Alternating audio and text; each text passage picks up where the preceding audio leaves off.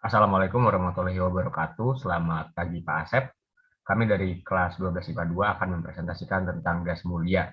Anggota kelompoknya ada Adityo Rafael, Amanda Maira, Bintang Abrar, saya Christopher Maleaki, Clara Gracia, dan Misael Enok. Nah, apa sih itu gas mulia? Gas mulia adalah sebutan untuk unsur-unsur golongan 8A dalam tabel periodik. Disebut gas mulia karena semua unsur pada golongan ini berwujud gas dan memiliki konfigurasi elektron yang sangat stabil, sehingga akan sulit untuk bereaksi dengan unsur lainnya. Unsur-unsur gas mulia antara lain adalah helium, neon, argon, kriton, xenon, dan radon. Sifat-sifat gas mulia. Jadi sifat gas mulia itu dibagi menjadi 3, yaitu sifat atomik, fisik, dan kimia. Pada sifat atomik, molekul-molekul gas mulia terdiri atas satu atom atau monoatom. Unsur-unsur gas mulia memiliki jari-jari atom yang semakin besar apabila dilihat dari atas ke bawah, yaitu dari helium ke radon. Tapi energi ionisasinya semakin kecil seiring dengan bertambahnya jari-jari atom, sehingga semakin mudah melepaskan elektron. Unsur-unsur golongan ini memiliki elektron valensi 2 dan 8 yang menandakan semua elektron pada kulitnya sudah stabil dan berpasangan. Kemudian ada sifat fisika. Sifat fisikanya yang pertama itu berbentuk monoatomik dan ditemukan dalam wujud gas di alam. Yang kedua, tidak berbau, tidak berasa, dan tidak berwarna. Yang ketiga, Ar, Kr, dan Xe sedikit larut di dalam air, sedangkan He dan Ne tidak larut. Yang keempat, memiliki titik didih dan titik leleh yang sangat rendah. Semakin besar massa atom, titik leleh pun semakin besar. Selanjutnya, sifat kimianya. Sifat kimianya yang pertama adalah unsur-unsur gas mulia ini sangat suka bereaksi. Jadi gas mulia ini merupakan unsur golongan 8A dengan elektron valensi berjumlah 8 kecuali He yang berjumlah 2 elektron valensinya. Hal ini menyebabkan kulit atomnya penuh sehingga akan sulit menarik elektron bebas. Harga afinitas elektron gas mulia juga sangatlah rendah sehingga tidak akan dapat bersenyawa dengan atom dari golongan logam. Jika dilihat dari segi ionisasi, gas mulia mempunyai jumlah elektron yang paling banyak dalam satu periode, atau energi ionisasinya akan sangat tinggi. Nah, karena energi yang diperlukan tinggi, jadi elektron tidak mudah terlepas dan tidak mudah bersenyawa dengan atom lain. Sifat kimia yang kedua, kereaktifan gas mulia meningkat seiring dengan kenaikan unsur atomnya. Semakin ke bawah, jari-jari atom unsur gas mulia akan semakin besar. Hal ini dikarenakan semakin banyaknya kulit yang dimiliki unsur gas mulia. Jari-jari atom yang semakin besar menyebabkan gaya tarik antara inti atom dengan elektron pada kulit terluar semakin lemah, karena jarak antara inti atom dengan elektron pada kulit terluar semakin jauh. Masih dengan sifat kimianya, yang ketiga adalah persenyawaan gas mulia. Gas mulia ini merupakan unsur yang bersifat stabil dan suka bereaksi dengan unsur lain. Tetapi seiring dengan kenaikan nomor atomnya, kereaktifan gas mulia semakin meningkat sehingga gas mulia juga dapat berikatan dengan unsur lainnya. Hal ini dibuktikan dengan ditemukannya persenyawaan antara unsur Kr, Xe, dan Rn dengan oksigen atau fluor. Nah, ini ada sifat kimia selanjutnya itu masih sama ya kayak yang tadi, sangat stabil, jadi selalu ditemukan dalam bentuk bebasnya di alam, kemudian selalu berikatan kovalen dengan unsur lain di dalamnya. Semua senyawa dari gas mulia juga diperoleh dari sintesis di laboratorium. Terus ada juga yang namanya xenon hexafluoroplatinan atau XePTF6, yaitu senyawa dari gas mulia yang pertama ditemukan. Kegunaan gas mulia. Helium. Yang pertama, helium digunakan sebagai gas pengisi balon udara menggantikan gas hidrogen karena selain ringan juga bersifat inert. Yang kedua, helium cair digunakan untuk pendingin koil logam pada alat scanner tubuh atau MRI. Yang ketiga, helium digunakan sebagai pelarut gas oksigen dalam tabung oksigen penyelam ataupun tabung oksigen rumah sakit. Neon. Neon digunakan untuk lampu reklame. Hal ini sebagaimana gas neon dalam tabung bertekanan rendah akan menghasilkan cahaya merah dengan intensitas tinggi jika diberi tegangan listrik. Argon. Yang pertama, argon digunakan sebagai gas pengisi dalam beberapa jenis bola lampu karena sifatnya yang tidak reaktif sehingga filamen wolfram tidak mudah putus. Yang kedua, argon digunakan sebagai atmosfer inert pada pengelasan, sintesis kristal tunggal silikon atau germanium dalam industri semikonduktor. Krypton. Krypton dapat menghasilkan cahaya putih dengan intensitas tinggi jika diberi muatan listrik sehingga banyak digunakan pada lampu landasan pesawat dan lampu fotografi berkecepatan tinggi. Xenon. Yang pertama, xenon digunakan untuk lampu blitz fotografi dan beberapa jenis lampu mobil karena dapat menghasilkan cahaya yang sangat terang dengan adanya muatan listrik. Yang kedua, xenon dapat digunakan sebagai obat bius atau anestetik. Radon. Yang pertama, radon digunakan dalam radioterapi kanker atau terapi radiasi sebagaimana sifatnya yang radioaktif. Yang kedua, radon dapat menjadi indikator keberadaan mineral radioaktif seperti biji uranium dalam tanah, bebatuan, ataupun bahan bangunan. Macam-macam gas mulia. Helium. Helium merupakan unsur gas mulia terbanyak kedua di alam semesta setelah hidrogen. Helium terbentuk dari peluruhan zat radioaktif, yaitu uranium dan thorium. Gas ini merupakan zat yang ringan dan tidak mudah terbakar. Meskipun wujudnya berbentuk gas, helium dapat dicairkan dalam suhu yang amat rendah dan tekanan yang tinggi. Manfaat helium yang lain adalah pada wujud cair helium dapat digunakan sebagai zat pendingin karena memiliki titik uap yang sangat rendah. Selain tampilannya yang tidak berwarna, helium juga tidak berbau, tidak berasa, dan tidak beracun. Namun, apabila terhirup tubuh, gas ini dapat menyebabkan suara menjadi tinggi, sakit kepala, dan perasaan tercekik. Yang kedua ada neon. Neon ditemukan oleh ahli kimia bernama Sir William Ramsay dan Maurice M. Travers pada tahun 1898 di London, Inggris. Meskipun gas ini tidak berwarna, neon akan memancarkan warna oranye kemerahan jika berada pada medan listrik bertegangan tinggi. Selain kegunaannya sebagai pengisi lampu neon, unsur gas mulia ini juga dapat berfungsi sebagai penangkal petir, pengisi tabung televisi, dan dalam wujud cair neon dapat digunakan sebagai zat pendingin. Yang kedua adalah argon. Argon merupakan gas terbanyak ketiga yang terdapat dalam atmosfer bumi setelah nitrogen dan oksigen. Argon terbentuk dari peluruhan zat radioaktif berupa kalium yang terdapat di kerak bumi. Unsur ini memiliki tingkat kelarutan dalam air yang sama dengan oksigen dan bahkan 2,5 kali lebih mudah larut dibandingkan dengan nitrogen. Argon bersifat tidak reaktif atau bersifat inert, dia tidak mudah terbakar dan dia tidak beracun.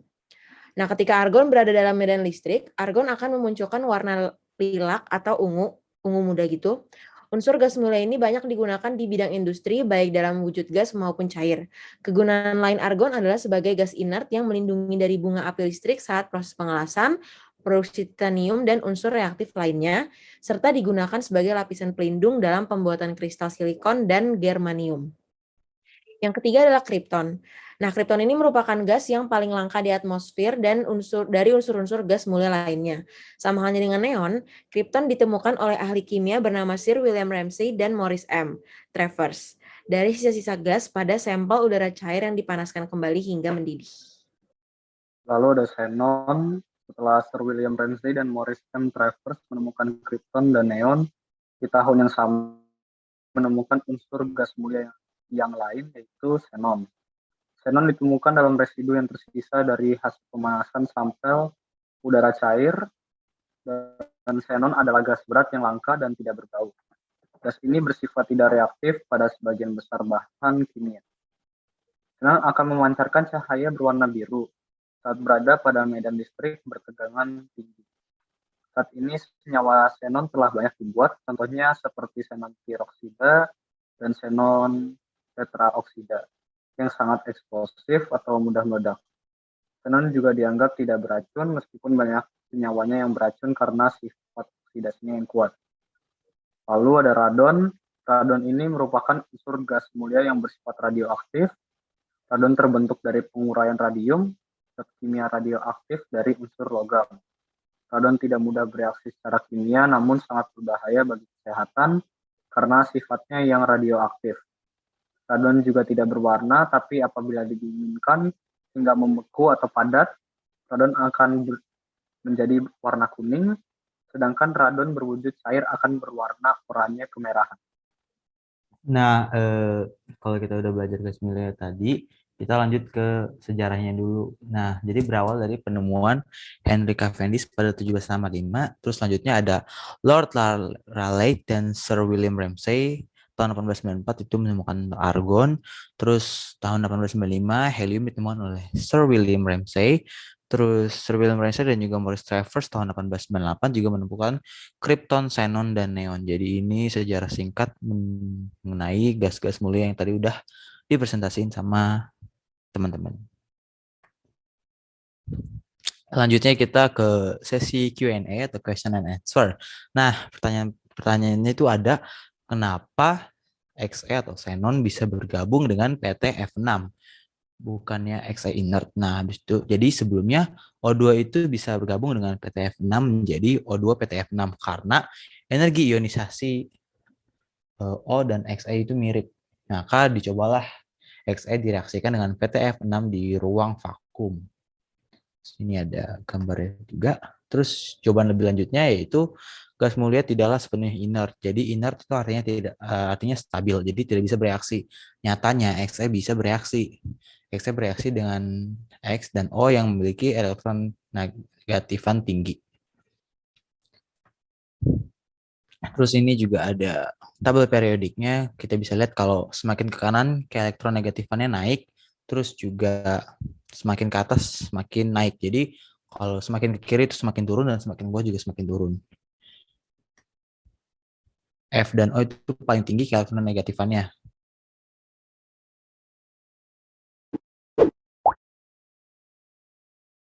Jika kita melihat pada bagian paling kanan dalam tabel periodik unsur, kita akan mendapati unsur-unsur golongan 8A yang disebut dengan gas mulia. Kenapa unsur-unsur ini disebut gas mulia? Karena pada suhu ruang unsur ini berwujud gas.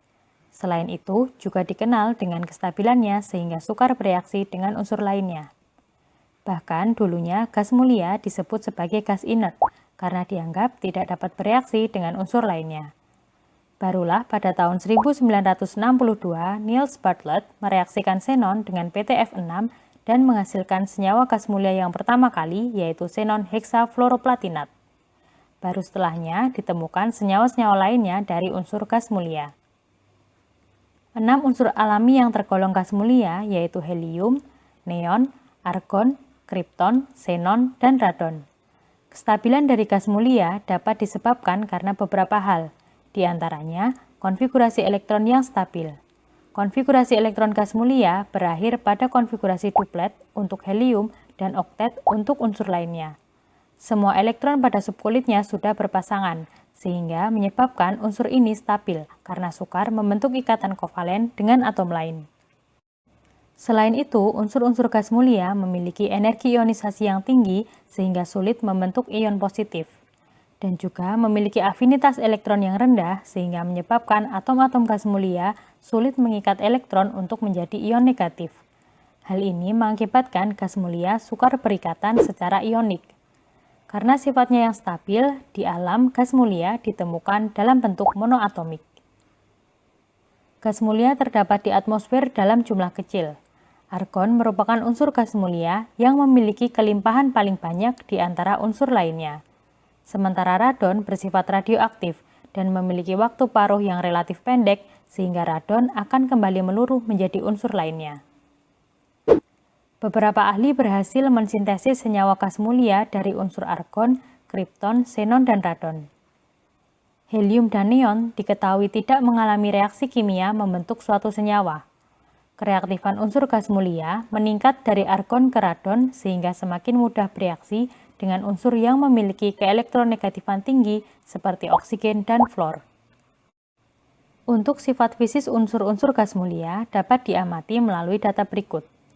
Dari data densitas atau kerapatan unsur gas mulia, dapat kita ketahui dari helium ke radon kerapatannya semakin besar.